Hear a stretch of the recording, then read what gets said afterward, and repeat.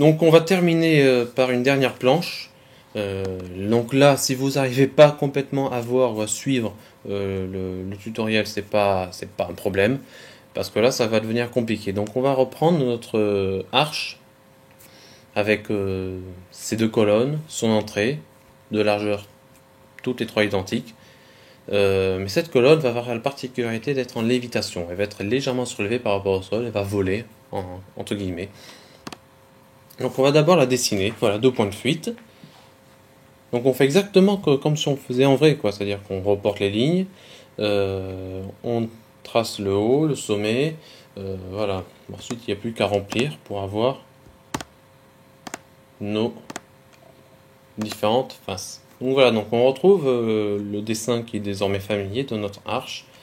Et j'ai volontairement exagéré les lignes d'en bas parce que notre arche est en lévitation au-dessus du sol. Donc il faut savoir, pour projeter l'ombre, il faut savoir à quelle hauteur elle est. Donc elle peut être à la hauteur par rapport à ici, ou bien elle peut être plus proche. Donc moi j'ai supposé qu'elle était plutôt par là, à cette hauteur-là. Donc là maintenant on a une meilleure visualisation de la hauteur de notre arche par rapport au sol. Et à partir de là, on a les points de construction nécessaires pour tracer l'ombre.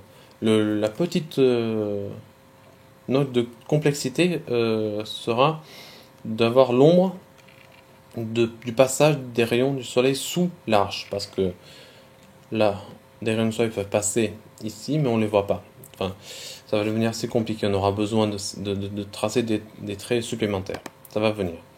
Donc voilà, donc projection verticale du soleil qui permettra de tracer les projections verticales des rayons de soleil.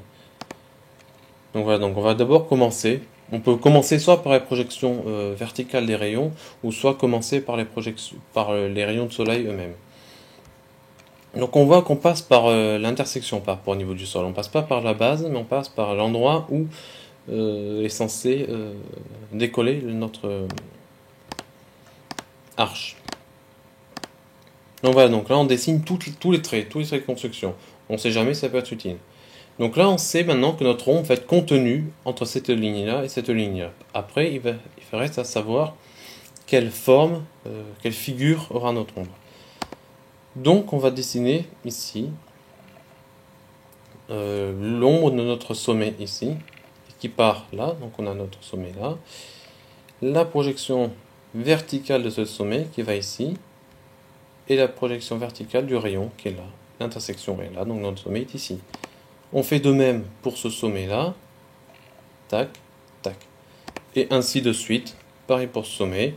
On trace des lignes de construction supplémentaires pour nous aider. Pour avoir ici, par exemple, la face intérieure de notre arche. D'autres traits de construction. Et à partir de ça, on peut avoir facilement tous nos sommets et la projection du sommet au sol.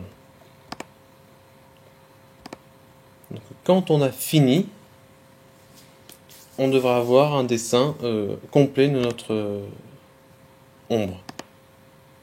Et voilà.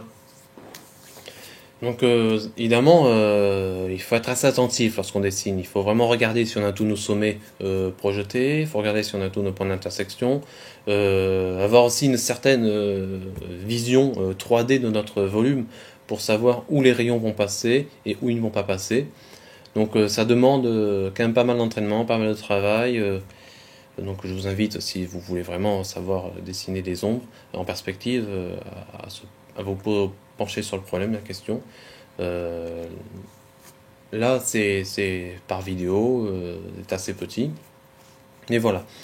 Donc bon, après, quand on rajoute des couleurs, quand on rajoute des effets dégradés, tout ça, on peut avoir un dessin de meilleure qualité. Donc voilà, donc c'est terminé pour ces petits entre guillemets cours sur la perspective, en espérant ne pas avoir été trop long et pas été trop barbant, j'espère. Donc je pense renouveler la chose pour d'autres domaines dans le dessin, simplement. Voilà. Donc en vous souhaitant de bons dessins et aussi, évidemment, comme moi, de bonnes prises de tête. Voilà, et à une prochaine fois, certainement.